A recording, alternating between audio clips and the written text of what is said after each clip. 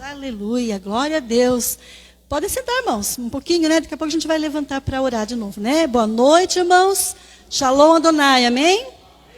Glória a Deus, né? Nós estamos aqui mais uma vez na presença do Senhor para adorar, para exaltar. Nós já demos o nosso momento de louvor e adoração, né? Agora esse momento de ouvir a palavra do Senhor. Eu fiquei muito feliz, né? Muito honrada com esse convite. A pastora Vera, a irmã Sônia, né? Nos convidou para trazer uma palavra essa noite. E o Senhor... Obrigada, irmã. O Senhor sempre tem algo mesmo, né? Mas nós temos um carinho muito especial por essa igreja, né? Vocês sabem disso. Pastor Paulo, pastora Vera, Paulinha, Paulo Vitor estão no nosso coração. Assim como a igreja, porque cada vez que nós chegamos aqui, nós somos recebidos com muito carinho, com muito amor. E isso faz toda a diferença. É uma igreja que sabe receber, né? Nós pertencemos a uma outra igreja, mas todo mês a gente vem aqui assinar o ponto, né, pastor? A gente vem porque a gente realmente ama essa igreja. Que o Senhor venha abençoar cada dia mais esse ministério, essa igreja. Que o Senhor esteja com cada um de vocês e com suas famílias. Amém? Glória a Deus, né, irmãos? Eu não sou uma pregadora, não sou pastora, né? Eu sou apenas uma obreira, uma serva do Senhor. Procuro ler a palavra, orar, buscar a presença do Senhor, buscar no Espírito Santo, que Ele dê entendimento da sua palavra, né? O Senhor, mas Deus fala aí, né? Quando Deus fala vai, nós temos que dizer, eis-me aqui, Senhor. E o Senhor tem me dado essa bênção de estar levando a palavra dEle algumas vezes, né?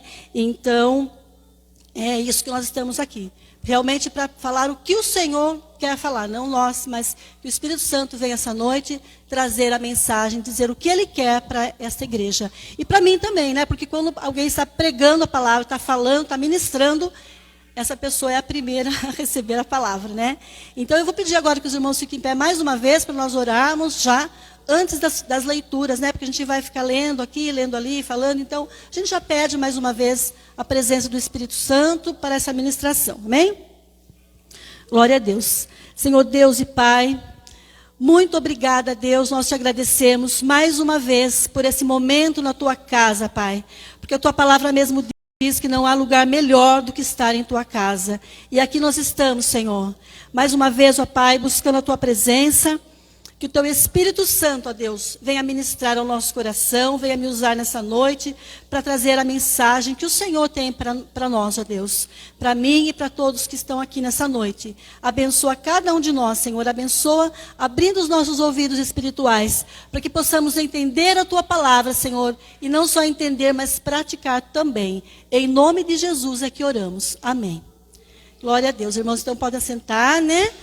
Nós vamos refletir um pouco essa noite sobre o que diz o profeta Isaías, né? Até achei meio assim, né? A pastora começou a abertura com o livro de Isaías. Falei, ó, então Isaías é ele mesmo essa noite, né? O profeta Isaías é que vai nessa noite trazer algo para nós, vem trazer alguma coisa. Vamos ver o que o Senhor tem para nós. Ele usou o profeta Isaías naquela época e ele falava para as pessoas, para o povo, e ele fala para nós também hoje, né? Nós temos a mesma coisa, como Isaías falava ao povo, aquela palavra serve para nós hoje também, graças a Deus, né? Então, um pouquinho da parte histórica, né? Para introduzir, né, a questão do livro de Isaías. O que significa o nome de Isaías? Pode ser que alguém já conheça, né? Mas quem não conhece, significa o Senhor é salvação. Esse é o significado do nome Isaías, né? Segundo os registros do livro de Isaías, nas pesquisas, ele viveu 700 anos antes de Cristo, 690, de 700 a 690, ele começou a profetizar, né? Deus levantou esse profeta e por volta de 750 ele já estava escrevendo, falando, depois foi escrito, foi compilado aquilo que ele escreveu, né? As suas mensagens, a sua palavra. Mas é nessa época que ele começou, então, a profetizar. E ele era filho de Amós, e foi o profeta, né? A gente fala que é um dos profetas maiores, tem os profetas menores, profetas maiores, porque tem maior número de capítulos no seu livro, né? E Isaías foi o que mais falou sobre a vinda do Messias. sobre a vinda de Jesus, né, o prometido Filho de Deus, que Deus mandou para salvar o seu povo. Então, através dessa palavra, né, através das profecias, ele já anunciava o Messias, o prometido, o nosso Senhor querido Jesus Cristo, né? E isso aconteceu durante os reinados de Uzias, Jotão, Acás e Ezequias, né? Um pouquinho do contexto histórico aí, para a gente situar aí Isaías, né? E nós vamos ver hoje 3 pontos, né? O Senhor colocou no meu coração esses 3 pontos que nós vamos refletir um pouquinho, entender um pouquinho mais, embora muito versículo aqui do livro de Isaías é conhecido, né? Já é bem falado, bem conhecido, mas como a irmã falou, a palavra de Deus se renova. Você pode ler hoje, ler amanhã, e ela vai mostrando algo diferente, algo novo, e é o que nós vamos ver, alguma coisa hoje, né? Então, o primeiro ponto que nós vamos ver é sobre a grandiosidade, a majestade de Deus. O segundo ponto, que o Senhor levantou o profeta Isaías com alguns propósitos. Nós vamos ver quais seriam esses propósitos. E o terceiro ponto, as promessas de Deus para o seu povo naquela época e para nós hoje. Então nós vamos nos ater a esses 3 pontos. Vamos então ao primeiro ponto, Isaías capítulo 40, do 12 ao 18. Amém?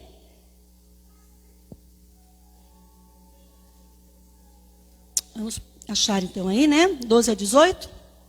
Isaías 40, 12 ao 18. A majestade do Senhor, na minha Bíblia diz assim: quem na concha de sua mão mediu as águas e tomou a medida dos céus a palmos? Uma pergunta, né? Quem na concha de sua mão mediu as águas e tomou a medida dos céus a palmos? Quem recolheu a terça parte de um efa, o pó da terra, e pesou os montes em uma romana e os outeiros em balança de precisão? Quem guiou o Espírito do Senhor, ou como seu conselheiro o ensinou? Com quem tomou ele conselho para que lhe desse compreensão? Quem o instruiu na vereda do juízo e lhe ensinou sabedoria? E lhe mostrou o caminho do entendimento? Eis que as nações são consideradas por ele como um pingo que cai de um balde e como um grão de pó na balança. As ilhas são como pó fino que se levanta. Nem todo o Líbano basta para queimar, nem os seus animais para um holocausto. Todas as nações são perante ele como coisa que não é nada. Ele as considera menos do que nada, como um vácuo. Com quem comparareis a Deus? Ou que coisa semelhante confrontareis com ele? Olha uma pergunta aí, né? Como podemos comparar a Deus com quem? Né? Alguém já parou para pensar? Ele ele mediu as águas do mar nas conchas de suas mãos. A grandiosidade de Deus, ele é imensurável. O que quer dizer imensurável? Que não se pode medir. O nosso Deus é maior do que tudo, é maior do que todos, é maior do que todas as suas criações, do que tudo, porque Ele criou tudo. Então, Ele é tudo. Ele, quando nós observamos o mar, né? Quando quando estou lá no mar, algumas vezes, né, que a gente está lá, quando a gente vê aquela grandiosidade, aquela imensidão daquelas águas, eu sinto muito a presença de Deus ali. Eu falo, Deus, como pode, né? Uma imensidão dessa no mar e ele fica ali, aquela água fica ali, não sai, né? É uma coisa assim, tremenda. Ali em Provérbios 8, 29 diz assim: ele colocou ao mar o seu termo, para que as águas não trespassassem o seu mando, o seu limite. Ele domina sobre as águas. Então, ele manda nas águas. Apareceu esses dias, eu estava vendo na internet, né, 2 oceanos se juntando assim, as águas não se misturam, igual os rios lá que não se misturam, né? Então, ele dá um termo, você vem até aqui, daqui você não passa. As águas obedecem. A imensidão das águas O Senhor sabe, o Senhor coloca na concha das tuas mãos. Isso é para mostrar para nós, irmãos, o tamanho do nosso Deus. Não que dê para a gente medir, né? Mas é para a gente ter um pouquinho assim, de noção da imensidão, como Ele é grande, como Ele é imenso. Aqui no versículo 16, fala assim, que nem todo o Líbano é suficiente. A madeira, né, que tem no Líbano, tem o cedro do Líbano, que são aquelas árvores grandes lá. Nem todo o Líbano e nem todos os animais são suficientes para incenso para o Senhor. Imagine que tem muito Líbano, muito cedro, muita madeira para queimar, muito animal, mas não é suficiente para o holocausto. Tamanho é o nosso Deus. Fazia-se holocausto, né, naquela época, os sacerdotes, para os pecados e tal.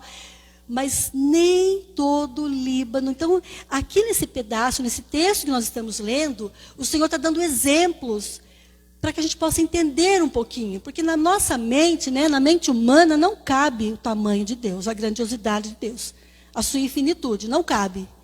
Mas são alguns pontos que Ele coloca para que nós possamos entender um pouquinho, imaginar um pouquinho a grandeza do Senhor. Então, nem todo o Líbano é suficiente. No 17, ele compara, né, uma coisa interessante. Ele compara as nações como um pingo em um balde. Compara como um pingo em um balde. Ele fala que não é nada, é como uma gota, né? Ele diz assim: todas as nações são perante ele como coisa que não é nada. E ele as considera menos do que nada, como um vácuo. Aí a gente começa a pensar, será que nós não somos nada para Deus, né? Nós não significamos nada para Ele? Ele está falando aqui que é como nada. Não, irmãos, é só uma questão mesmo de dimensão, de tamanho só. Só isso. Porque o amor dele por nós é muito grande. É muito grande. Não dá para a gente mensurar, né? Já está lá no capítulo de João, capítulo 3,16. Porque Deus amou o mundo de tal maneira que deu o seu Filho unigênito para que todo aquele que nele crê não pereça, mas tenha a vida eterna. Então, isso não significa que nós não somos nada.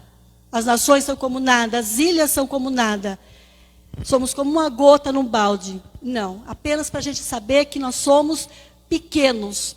Nós somos muito pequenos diante da grandeza do Senhor. Para nós entendermos isso, né? Porque tem muita gente aí se achando tal, querendo ser o mais, o menos, querendo ser, né, o bam, bam, bam, mas nós não somos nada, se não for a misericórdia de Deus, né? Nós não somos nada, nós precisamos dele, nós dependemos dele 24 horas por dia. No versículo 19 e 20, Isaías faz uma crítica. Ele faz uma crítica. Ele diz assim: o artífice funde a imagem e ourives a cobre de ouro e de cadeias e prata e forja para ela. O sacerdote idólatra escolhe madeira que não se corrompe e busca um artífice perito para assentar uma imagem esculpida que não oscila. Aqui, irmãos, nós vamos fazer assim uma rápida, né? Mencionar uma rápida situação aqui. Isaías faz uma crítica, ele faz até mesmo assim ele ridiculariza. Como que um Deus deste tamanho, alguém pode pensar em colocar e limitar ele numa imagem, numa escultura, numa coisa assim ali feita por mãos de homens corruptos, feita por pessoas, né? Pode ser de pedra, de ouro, de madeira, seja do que for. Ele falou, imagine só, ele ridicularizou, como que pode, diante de um Deus desse tamanho, alguém querer, né, limitar, como se alguém pudesse limitar a Deus. Glória a Deus que nós entendemos isso, né? E nós temos um Deus vivo, aleluia, porque o nosso Deus vê, ouve, fala, né? Fala conosco, fala no nosso coração. Ele é um Deus que não precisa ser levado para lá e para cá, aquele que tem boca e não fala, né? Etc e tal. Não vamos entrar muito nessa questão nesta noite, mas para a glória do Senhor, nosso Deus é um Deus vivo, e é esse Deus que segura o mar aqui, ó, na sua mão. Ele que controla o vento, controla as ondas do mar, ele controla tudo. É o nosso Todo-Poderoso, né? Adonai, glória a Deus. Depois, no versículos 22 e 23, ele compara como gafanhotos. Olha só que interessante, né? Somos comparados a gafanhotos. E no capítulo 41, versículo 14, ele chama povozinho de Israel, bichinho de Jacó, vermezinho de Israel. Olha só, irmãos. Será que, né? Nós não significamos nada para ele, não. Isso é uma forma carinhosa dele nos chamar. Dele se preocupar, dele mostrar que ele cuida de nós. Nós somos muito pequenos, mas ele cuida de nós. Ele é um Deus que nos ama. E ele diz assim, né? Bichinho de Jacó, povozinho de Israel, eu te ajudo, eu te ajudo. Nós somos realmente, né? Gafanhotos, formiguinhas diante dele. Nós somos assim, pequenos, mas sem ele não somos nada. Nada podemos fazer, nada somos, nada, não saímos do lugar, não respiramos, se ele não nos dá o ar para respirar. Se ele não nos dá o movimento que nós temos no nosso corpo, se ele não nos sustenta, né? Que seria de nós. E eu achei legal esse último cântico, né? O que tem faltado alguma coisa, né? Alguma coisa? Não está faltando nada. O Senhor tem suprido tudo para nós. Ele tem nos sustentado, né? Não está faltando nada. Glória a Deus. Ainda que seja um pouco menos, um pouco mais, mas Ele está. Aquilo que nós precisamos, nós temos. Se nós não temos, é porque não está faltando. Ele está dando aquilo que nós precisamos todos os dias, para a glória do seu nome. É maravilhoso, né? Ter um Deus assim, tão poderoso, tão fiel, tão grandioso. Imaginem o Senhor, né? Às vezes eu fico imaginando, né? Sabe aquela foto, aquela imagem que é tirada do satélite, no Google, que dá para enxergar a Terra, enxergar as galáxias. O Senhor está lá em cima, vendo tudo, né? Porque foi Ele que criou tudo. É muito grande, né? É muito poderoso. Então eu fico imaginando, né? O Senhor assentado lá no seu trono, olhando ali a terra. Olha meus bichinhos de Jacó ali, né? Povozinho de Israel. Quem é Israel? Somos nós. Quando fala Israel, fala da nação passada de Israel, mas hoje, quem é Israel de Deus? É o povo de Deus. Aquele que busca o Senhor, aquele que se entregou ao Senhor, que confia no Senhor. Então quando fala Israel aqui, ele fala para nós.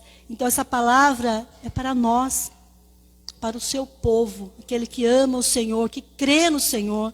Então ele está lá em cima, olhando, observando. Às vezes ele fala, bichinho, você está tão desesperado aí, por quê? De um lado para o outro, preocupado com alguma coisa, eu estou aqui.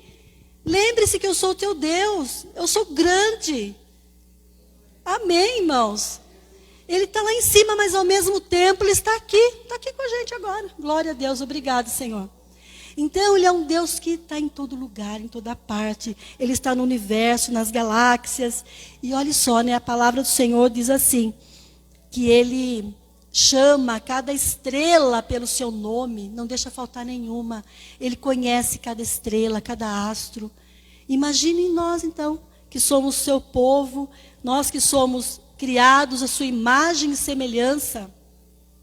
Se Ele chama a estrela, que é um astro, né? Não é ser humano, não tem sentimento, não tem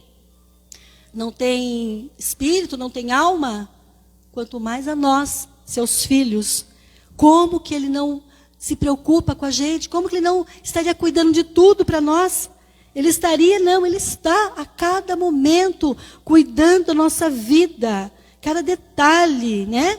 Por isso, irmãos, cada problema, cada luta que nós temos, para Ele não é nada. Aquelas dificuldades, aquelas coisas que nós falamos, puxa vida, isso não vai ter jeito mesmo, não tem saída.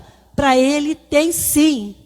Aquela situação que para nós é difícil, para Ele é fácil.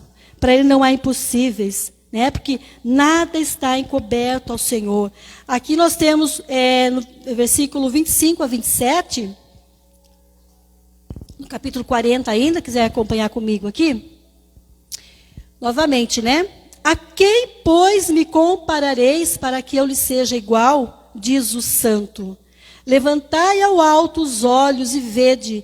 Quem criou estas coisas? aquele que fez sair o seu exército de estrelas, todas bem contadas, as quais ele chama pelo nome, por ser ele grande em força e forte em poder, nenhuma só vem a faltar. Por que, pois, dizes, ó Jacó, e falas, ó Israel, o meu caminho está encoberto ao Senhor, e o meu direito passa despercebido ao meu Deus? Muitas vezes nós podemos pensar, né? Acho que Deus está passando despercebido. Eu estou passando despercebido para Deus. Ele não está percebendo, ele não está vendo o meu sofrimento, a minha dificuldade, a minha situação. Mas aqui diz, como você diz isso? Né? Como você diz que passa despercebido ao meu Deus? Não, irmãos. Nós não passamos despercebidos ao Senhor. Ele está de olho ali em nós, 24 horas por dia. Ele está vendo tudo o que está acontecendo.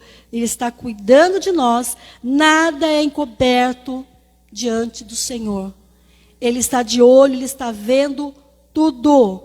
Tudo, né, irmãos? Nós temos que confiar, crer. Por mais que pareça que Deus está longe. Tenho conversado, visto pessoas dizer, já estou desistindo, não quero mais saber na igreja, porque Deus, as coisas estão dando errado. Não, se der alguma coisa errada, talvez, né, nós temos que pensar, será que não sou eu que estou me afastando de Deus? Ele não desiste de nós, ele não se afasta de nós.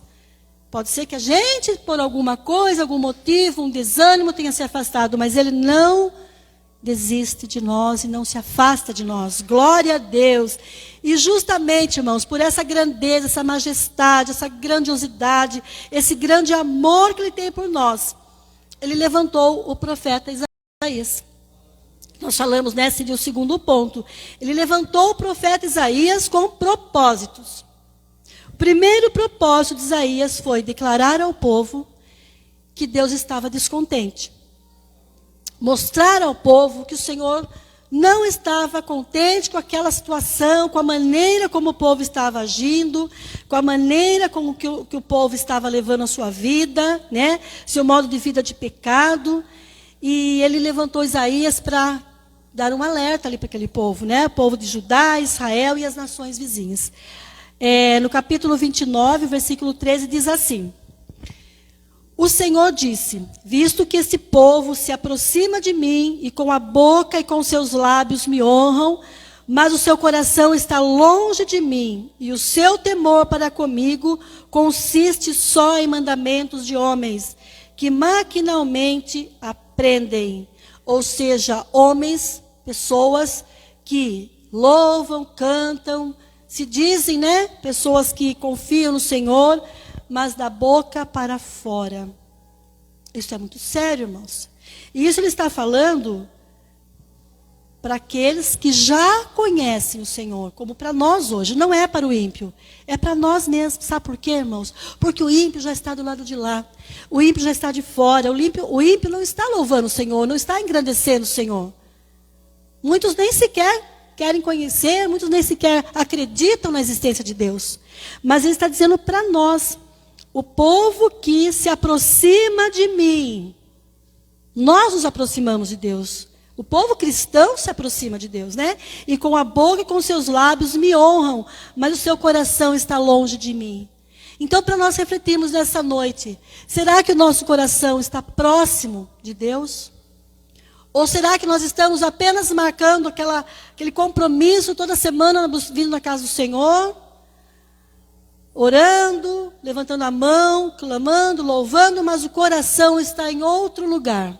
O coração está em preocupações, está em pessoas, está em objetos, talvez, porque ele diz assim, ele diz assim, está pensando em mandamentos de homens, o seu temor para comigo não existe, porque ele só está preocupado com mandamentos de homens que maquinalmente aprendem.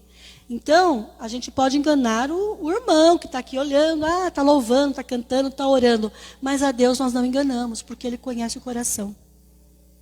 Então, para nós refletirmos essa noite, como eu disse, né, primeiro para mim, a palavra, será que eu estou fazendo a vontade do Senhor? Será que é esse coração que Ele quer mesmo?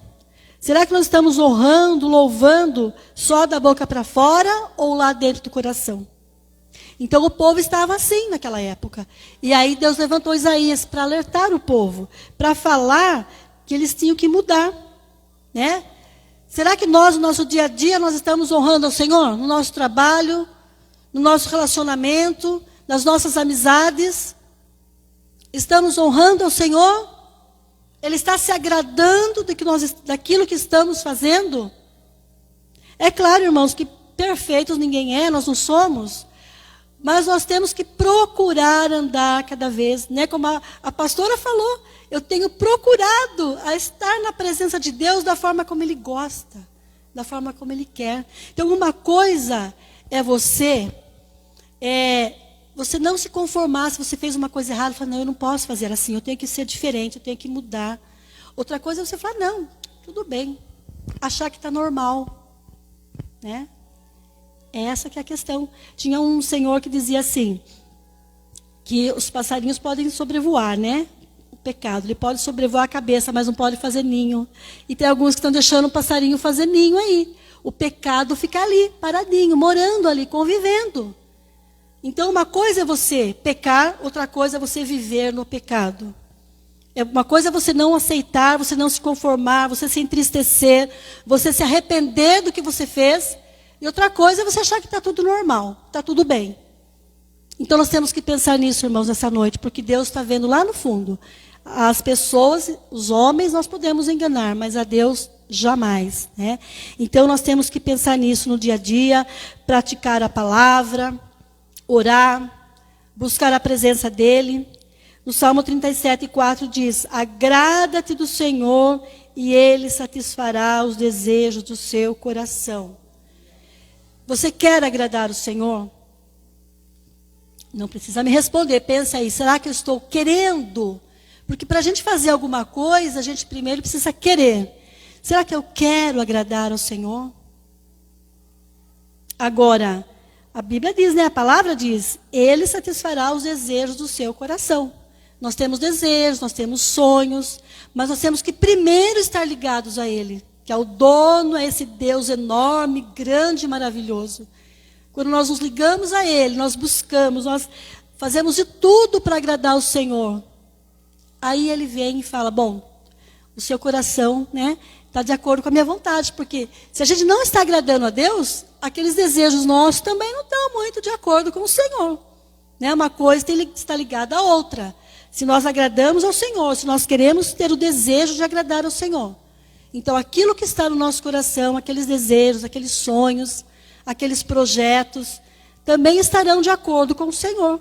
Amém, irmãos? Então, é isso que nós temos que pedir. Senhor, eu quero me agradar de Ti, para que o Senhor realize os desejos do meu coração. Porque todos nós temos desejos, temos sonhos, temos projetos.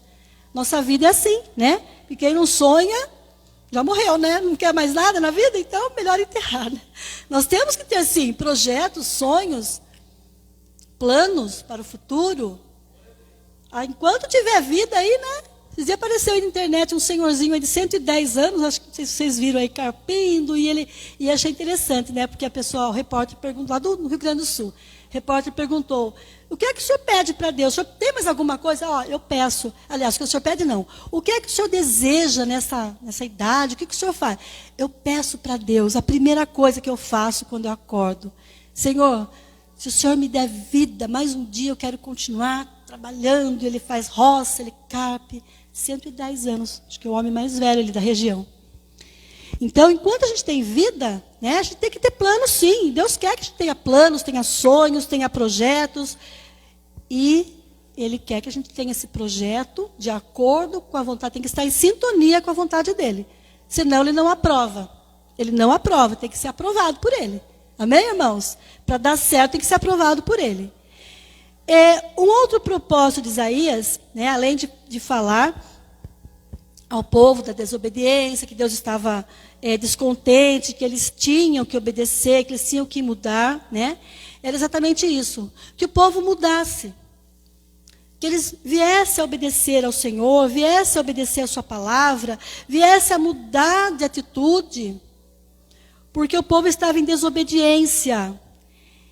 E com desobediência não há bênção, não há progresso. Deus não concorda, Ele quer que obedeça, né? A gente lembra que quando era criança, assim, a gente falava, o que a gente vai dar para a mãe, né, para o pai, no aniversário, no Natal? O que eu podia dar? Eu só quero obediência, né? Os pais pedem isso para os filhos. O que mais os pais querem dos filhos? Obediência. Ainda que eles não entendam o porquê daquilo. Mas o melhor presente que um filho pode dar para o seu pai, para sua mãe, é ser obediente. Mesma coisa a Deus. A melhor maneira de adorá-lo, né, é ser obediente à sua palavra. E diz assim a palavra, né, que é melhor obedecer do que sacrificar. O Senhor ele se agrada mais da obediência do que do sacrifício, porque muitos faziam sacrifícios, né, matavam animais e tal, ofereciam aqueles holocaustos, mas desobedeciam a palavra. Então a palavra diz que ele se agrada mais da obediência do que do sacrifício. E a gente falava para as meninas desde pequenas, né? Olha, é melhor obedecer do que sacrificar, né? Mudando um pouquinho no dia a dia. Porque quem não obedece, alguma coisa dá errado, né? Como diz agora, né? Dá ruim. Então, melhor obedecer do que sacrificar. Se não obedecer, alguma coisa dá zebra, né? Dá errado. Então, a obediência é melhor. É o melhor caminho a obedecer. Então, nós temos que pensar isso também nessa noite, mais uma reflexão, né? Será que nós estamos obedecendo a palavra? Será que nós estamos sendo sábios nas nossas escolhas, nas nossas decisões? Estamos pedindo orientação de Deus para nossas escolhas, em todas as áreas da nossa vida? Porque se nós pedirmos a orientação dEle, com certeza Ele vai dar. Né? Mas nesse dia a dia, nesse corre-corre, muita gente, né, acorda, já vai correr, já vai fazendo suas coisas, já vai mexendo lá no WhatsApp, vendo se tem recado, vendo se fala não sei com quem. Pá. E Deus? E Deus? O que é que diz a palavra? Mateus, né, se não me engano, Mateus. Buscai primeiro o reino de Deus e a sua justiça. Primeiro. Buscar em primeiro lugar o reino de Deus e a sua justiça, e as demais coisas serão acrescentadas. Então nós temos que procurar, irmãos, a primeira coisa, né, a hora que você acordou, ou com o despertador, ou sozinho mesmo, né? Ou você acordou, ou foi acordado pelo despertador ou por alguém. Primeira coisa, pensar em Deus. Agradecer pela noite que teve. Pedir a presença dEle naquele dia. Pedir a bênção dEle, o cuidado dEle. Pedir que Ele direcione o seu dia. Em tudo que você for fazer. Tudo, tudo, tudo. No seu trabalho, em casa. Se você tiver que sair e resolver alguma coisa. Se você tiver uma consulta médica, seja lá o que for. Primeiro lugar. É tão simples, irmãos. Tão simples. Ali na cama mesmo, deitado, acordou. Não precisa nem abrir o olho. A mente acordou assim. Oh Deus, obrigada por essa noite. Venha abençoar esse dia, abençoar minha família. Ficar ali uns 5 minutinhos ali falando com Deus. Né? É simples. É muito simples. E é isso que Deus quer de nós. A atenção para Ele, a primeira atenção é para Ele. A primeira coisa é para Ele. Porque nós precisamos, nós dependemos dEle. E nós amamos a Deus. Não adianta, porque sem obediência, Deus não libera a bênção.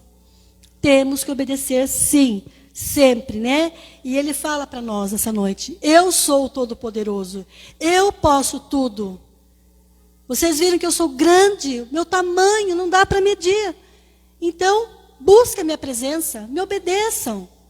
É isso que Deus fala para nós essa noite. Me obedeçam, porque agindo eu, quem impedirá? Aquela bênção que você precisa, eu sei como é que eu posso fazer para te dar. Eu sei quando eu vou liberar para você. Mas eu quero ver o seu coração. Eu quero ver a sua obediência. Não quero ver só você louvando da boca para fora. Ele está falando para nós cristãos. Eu não quero ver você só falando ali, mas eu quero ver o seu coração. Realmente eu estou em primeiro lugar na sua vida? Então, irmãos, nós temos que fazer de tudo para estar na direção de Deus, para não perder a bênção e principalmente para não perder a coroa da vida, não perder a vida eterna. Amém, irmãos? Às vezes por causa de uma pequena coisa, uma coisa mínima, uma coisa até sem tanta importância, você pode perder a coroa da vida eterna, você pode perder a salvação.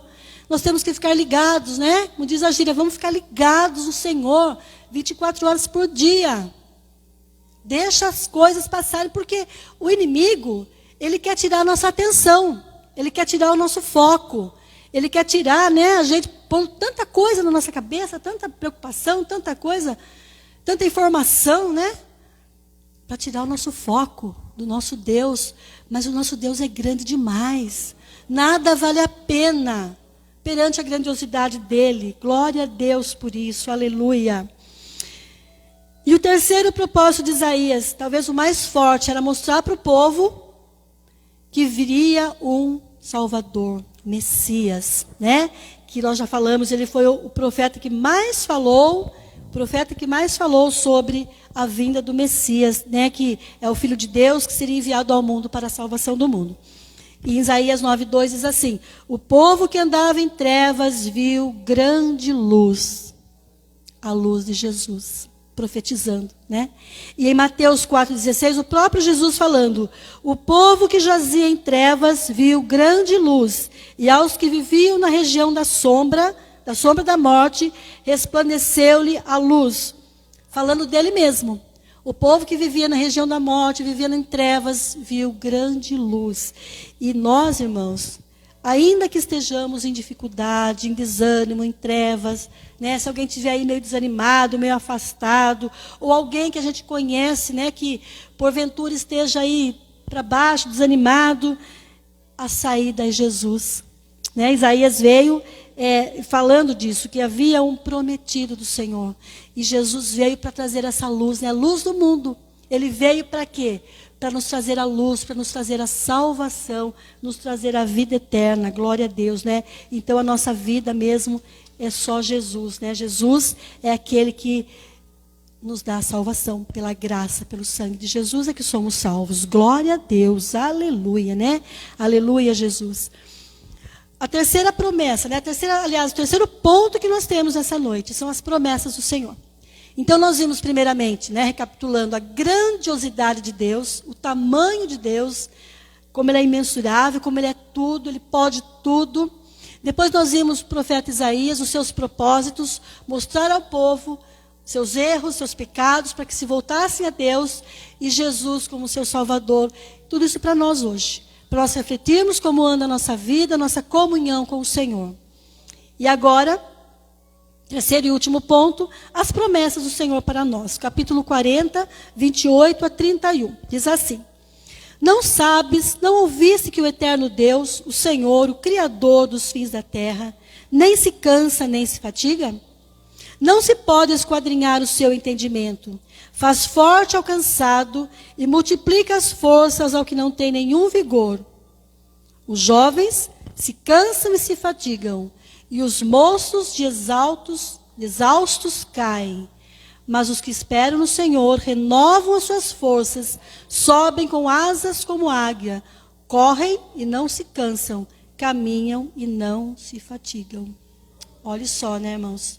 Essa palavra aí é bem presente para nós nos dias de hoje, né? Nos dias de hoje, nós estamos realmente, o povo está um pouco cansado, né? Corre para lá, corre para cá, no dia a dia, na luta. E não só fisicamente, mas também emocionalmente e psicologicamente. Nós vemos tanta gente aí, né, precisando de psiquiatra, de psicólogo, de tratamento, alguns em depressão, alguns se sentindo desanimados, abatidos, né, como dizendo, estou me sentindo down hoje, down é para baixo, desanimado, ou no fundo do poço. Mas é no fundo do poço, quando não tem mais para onde descer, quando não tem mais saída, né, é onde o Senhor começa a nos levantar. Glória a Deus por isso, né? É aí que Ele começa a agir, quando estamos no limite. Para mostrar que não tem limite para o Senhor. Nós precisamos de descanso, irmão, sempre, né? Porque nós, seres humanos, nós precisamos dormir, precisamos descansar, precisamos renovar a nossa mente, descansar a nossa mente, renovar as nossas forças, né? Uma noite mal dormida é muito ruim. Né? A gente fica cansado, com dor de cabeça, não rende o dia. Então nós realmente precisamos, e Deus deu o sono por isso mesmo. Porque é tão gostoso, né? Eu gosto de dormir à tarde, né? Agora que estou aposentada, uma cochiladinha à tarde vai bem, né? Mas aqui diz o seguinte, nós precisamos de força. Agora, o Senhor, Salmo 121 diz o quê? O guarda de Israel, o que vigia Israel, não dormitará, não dorme, não cochila. Ele não descansa. Por que ele não descansa? Nós precisamos descansar, renovar as forças, mas Deus não precisa. Por quê? Porque Ele é a própria força. Glória a Deus. Ele não precisa descansar. E é Ele que renova as nossas forças. O guarda de Israel, né? Nós dissemos há pouco que nós somos Israel de Deus. Então, o guarda, aquele que guarda a nossa vida, que cuida de nós, ele não cochila, ele não dorme, e ele está pronto para renovar as nossas forças. E é o que ele está dizendo para nós esta noite, né? Mais um recadinho do Senhor. Eu estou renovando a sua força. Se você está cansado, se você está desanimado, se você está sentindo caído, eu quero te levantar. Eu te renovo. Glória a Deus. Ele é a própria força. Diz assim: Ele faz forte ao cansado, aqui no versículo 29 que nós lemos. Ele faz forte ao cansado, dá vigor, multiplica as forças. Então ele está dizendo isso para mim e para você. Eu renovo as suas forças. E a palavra do Senhor diz que a alegria do Senhor é a nossa força. Ele não quer ver a gente caído, desanimado. Ele não quer dizer que a gente fique aí cansado, estressado, ainda que tenhamos cansaço pelo físico, emocional, psicológico, estresse, né? O dia a dia, o trânsito. Irmãos, como o trânsito está difícil. Há um ano, quando nós chegamos, né? Portugal, estava, nossa, Sorocaba está tranquila, porque estava, né, aquela coisa de trabalhando em casa, né? Home office, as escolas paradas. Ai, que trânsito maravilhoso. Irmãos, de uma semana para cá, a coisa está ficando feia. O trânsito está terrível. E aquelas motos lá, entregando comida na frente, eu falei para o meu marido, falei, eu não dou conta disso. Ainda bem que ele dirige, porque à noite eu já tenho um certo problema para dirigir. Mas aquelas motos transitando na frente da gente, isso estressa a gente, isso cansa, né? A gente fica preocupado, porque a gente vê tanta coisa, né, acontecendo, tantos acidentes, tantas notícias ruins nos noticiários, né? Então isso deixa a gente realmente abatido. Mas, irmãos, nós temos que nos apegar às promessas do Senhor. Não pensar em como está o noticiário, como está o dia a dia, como está a televisão, o que estão falando. Desligar um pouquinho, né? E focar, não no panorama mundial, mas focar naquele lá de cima. Naquele que olha tudo lá de cima. Aquele que é o protetor, o Deus, o poderoso, o soberano, o Criador de todas as coisas, que está sentado no seu trono, olhando nós aqui, os bichinhos de Jacó, né? Se mexendo aqui. Ele cuida de cada um de nós. É nisso que nós temos que focar, nos apegar às suas promessas. Né? Aqui no versículo 30, diz assim: os jovens se cansam e se fadigam, e os moços de exaustos caem. Mas os que esperam no Senhor renovam as suas forças, sobem com asas como águia, correm e não se cansam, caminham e não se fadigam. Interessante essa parte aqui, né? Os jovens, eu fiquei observando, não sei se os irmãos têm observado, mas eu tenho observado. Os jovens parece que andam meio cansados, ficam sentados o tempo todo, né? A gente vê assim eles meio devagar, mexendo muito no celular, paradão assim. E às vezes a gente comenta em casa, né? Quando a gente era jovem, a gente andava muito para chegar na escola, quilômetros para ir a pé, trabalhar na escola. Agora é tudo de carro, né? Então a Bíblia que está falando, os jovens se cansam de exaustos e caem. Então, parece que eles têm menos forças, não sei o que acontece, né? Ficam parados, a gente precisa ficar em cima para ajudar, até que eu não posso reclamar muito, as minhas meninas ali ajudam em casa, mas, eu tenho que estar ali, vamos lá, se deixar, né? Nós temos que ficar no pé dos jovens, porque se deixar, eles não querem fazer nada.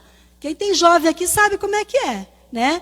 Voluntário, assim, voluntário mesmo, é difícil. Eles não querem muita coisa, né? Então, nós temos que ficar em cima.